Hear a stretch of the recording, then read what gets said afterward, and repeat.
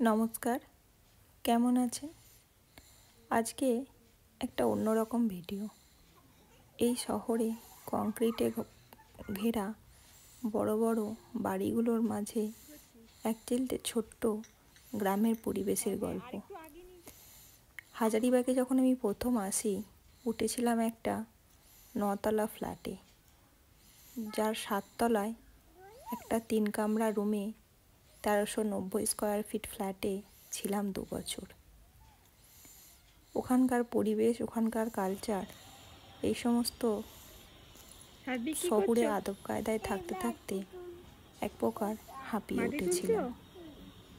আর ওই ফ্ল্যাটগুলোর ভাড়াও যথেষ্ট বেশি ছিল। হয়তো ভাড়াটা দিচ্ছিলাম বা দিতে পারার ক্ষমতাও ছিল, কিন্তু এত পরিশ্রমের পয়সা এভাবে অপচয় করবই বা কেন?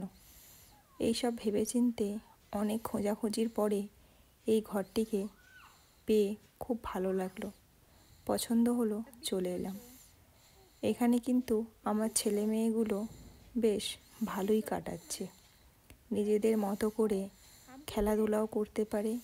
জল, কাদা, মাটি, বাগান, গাছপালা সমস্ত কিছুর সাথে শৈশবটা এদের বেড়ে উঠছে। ছোটোবেলায় কিন্তু আমরা এই ধুলো, কাদা, মাটিতে বড় হয়েছি। সেই সব কিছু হয়তো এদেরকে আমি দিতে পারবো না, কিন্তু কিছুটা হলো গ্রাম্য ছোঁয়া, গ্রাম্য পরিবেশ দেওয়ার চেষ্টা করি। ওদেরকে কিন্তু এইসব কাদা ধুলো মাখতে আমি বারণ করি না। ওরা ওদের মতো এইসব নিয়ে খেলতে থাকে। আর বাড়ির লনটাও বেশ বড়। এখানেই ওরা সাইকেলও চালিয়ে নেয়, ছোটাছুটিও করতে পারে, ফুটবলও খেলতে পারে। ছোট্ট একটা বাগান আছে, কিছু আম গাছও আছে। গ্রামের মাটির মতো মাটিও আছে, বালিও আছে। সব কিছু মিলে কিন্তু আমি এখানে শান্তিতে, নিরিবিলিতে ছেলেগুলোকে নিয়ে ভালোই কাটাতে পারি।